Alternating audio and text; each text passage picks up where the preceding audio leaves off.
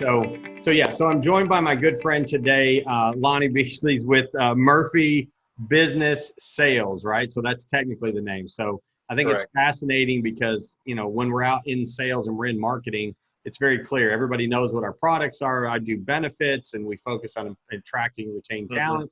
But for you, you're trying to help people broker business and you can't always broadcast the businesses that you have for sale. So I think I tell you every time I see you that I'm like, I don't know how you do what you do, but you've been at it for a while now. So tell us a little bit about Murphy and about, what your role is and, just give us a little bit of your backstory. If you don't mind, Lonnie, that would be helpful, I think, to get started. Oh yeah, thank you. Thanks for having me here, Dennis. But yeah, I hang my license with Murphy Business Sales. They've been in business since 1991, specializing in selling primarily smaller companies. I'd say 15 million in sales and under. But we've done all kind. But that's kind of our primary focus, the small businesses. And Murphy's a fairly large corporation, 200 and something offices, I think 250 or so nationwide in Canada. And it happened the headquarters happens to be in Clearwater, which is lucky for me, only 15 minutes away from my home here. But all the other offices are franchises, and we specialize in selling companies. We only make money three different ways. We sell a company, we get commission when we sell a company. We do business valuations for different types of reasons, for attorneys, judges, depending on if there's a dispute with the business owner, or if our business owner is filing bankruptcy and they own a business. We have to do valuation for that. Divorce, obviously selling a company. We do a lot of valuations for banks too. Even for our competitors, they'll have a deal that they're closing. The bank needs a third-party valuation. They'll give us a call. And one of the things that we do that a lot of people don't know that we do is we do machinery and equipment appraisals. Those are for banks too, for the most part. What happens is you get a business owner looking for a loan, and the bank wants to value the assets so they can lien the assets. And unfortunately, I think we might start doing more of these machinery equipment appraisals pretty soon, because unfortunately, if someone has or a business owner has a loan with the bank and they start defaulting, they start missing payments, the bank's going to call us to start, getting the equipment together, find out what it's worth. So hopefully that doesn't happen, but we're kind of getting ready for that. Yeah, we're still early. I mean, I don't think any of us really know exactly what's going to happen. I mean, the good news is we're starting to open back up. But I think those resources are always valuable no matter what's going on. This is, I keep saying to people, there's always some type of crisis, right? Or some big concern or worry. Literally 6 months ago, everybody's worried about the economy taking a hit in 2020. And I heard both sides of it. It's going to be terrible or it's going to be no big deal. And I don't think anybody could predict COVID-19. So if I'm a business owner today and I was looking at selling, Lonnie, help me understand, if you're an employer and you're thinking, hey, I'm going to get closer to retirement, or I might want to sell, what advice are you giving people right now? I don't even know where to start. Is it a good time to sell? If you're an essential company, it's a really good time to sell. If you're not, obviously, then that's a different story, and I'll get into that. But if you're definitely an essential company, it's the same principles. You want to make sure your books and records are clean. You want to make sure the business isn't totally dependent on you. You have good employees in place, and pretty much like an employee handbook, policies and procedures in place, so that way the next buyer is comfortable with running the business. That's the biggest thing in this industry. Buyers are very, very scared of buying a business. It's not like a house. So every deal I've dealt with over the last 8 years or so, every single buyer has always asked, why are they selling? And Sure. so you have to have a good answer, but the things have to be clean, even though it's, you've ran the business for years, it's your blood, sweat, and tears. They don't see it that way. They want to get a return on their investment. So the numbers, that's the most important part. The numbers have to be clean. Doesn't matter how many assets you have. You have to have cash flow.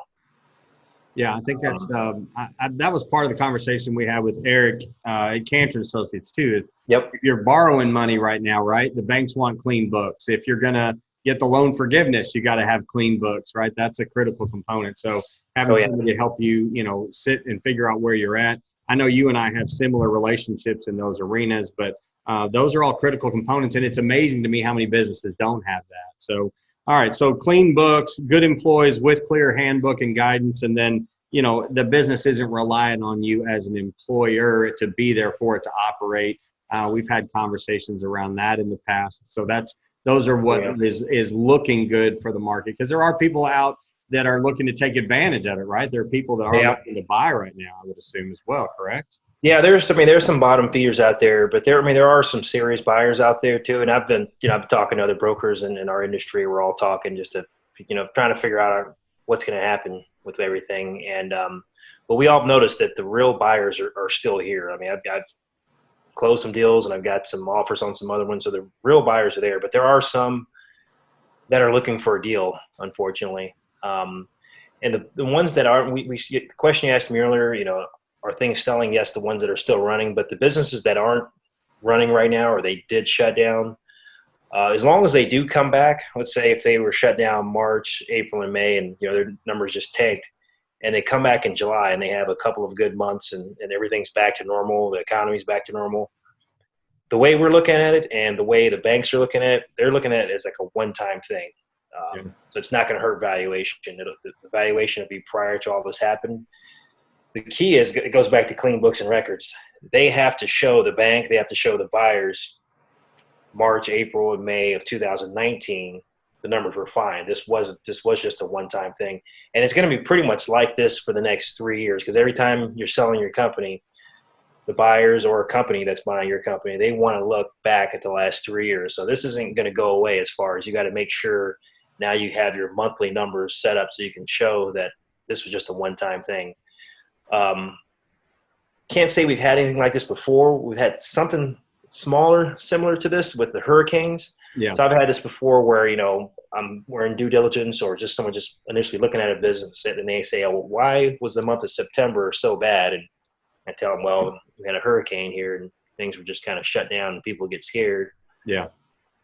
So Yeah, the last one was I think, trying to remember. I mean, we were out of here a month. Like, we traveled out just to get away, just to get into a safe spot, and then sort of got stuck where we couldn't get back right away. So, that certainly can happen. But, this is an unprecedented event, and we don't really know what's going to happen in the fall. I've heard both sides. It's going to go away, and I've heard it could come back. So, yeah.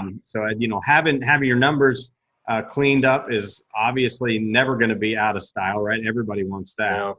And it might be a good time to sell, right? So, all right. So what other critical information do you think you could share with people right now if they're even looking at this space or the next 5 years?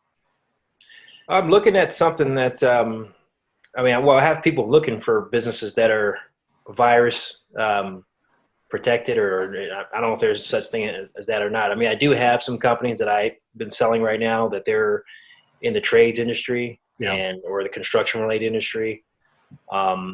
Those are really good, and they seem to be virus resistant, but not too sure. Yeah. Yeah. Pandemic proof, if you will. Pandemic proof. Yeah. There's not really. Yeah. That's a good word. Yeah.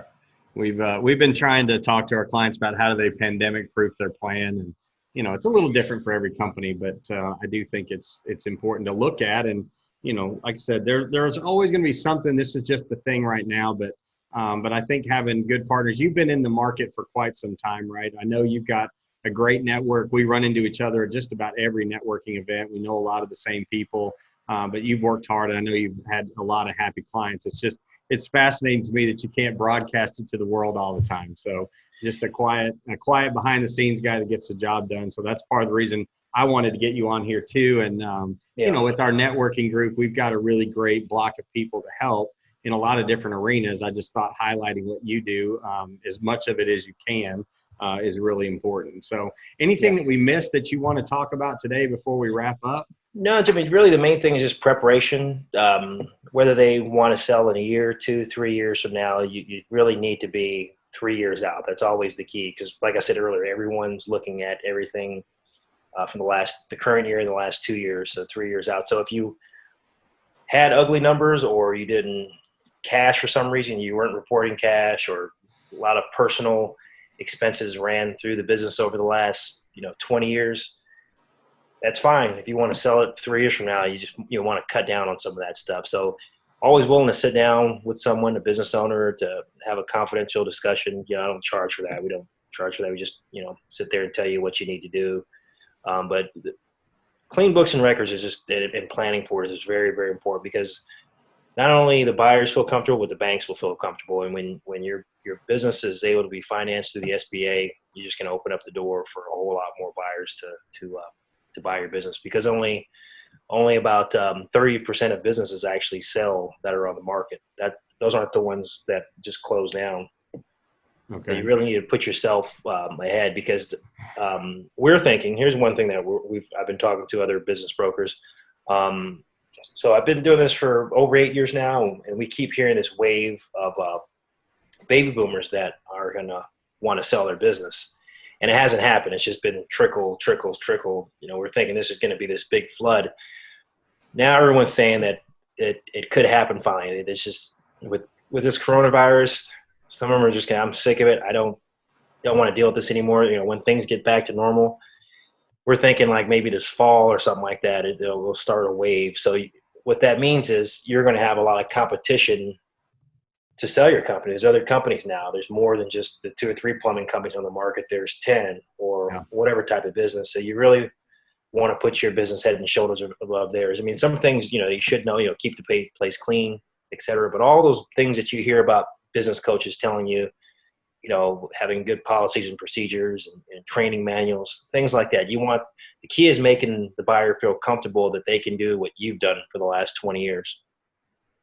Oh, that's great. I hadn't thought about that, but that's a great point. So baby boomers, they're getting older, right? They're higher risk. If this does come back, they're probably not wanting to be in the office every day. I'm sure this sort of rattled the cage a little bit, but not necessarily a fire sale, but if they were thinking about getting out, now is probably a time to at least consider it. But I think if the biggest thing that I heard, it's the same thing I tell people all the time, there's never a too soon to get started with at least the conversation, right? Mm-hmm. So that first dialogue about what if doesn't necessarily cost you anything. So you might as well get started on it so you are more prepared. So, information's power, and lack of information can be costly, especially in this space, I would assume. So. Oh yeah. You definitely want to know what it's worth right now. Like if you're not ready, or if you think you're ready, and we do evaluation and we tell you, hey, it's worth $1 million, and you needed $2 million.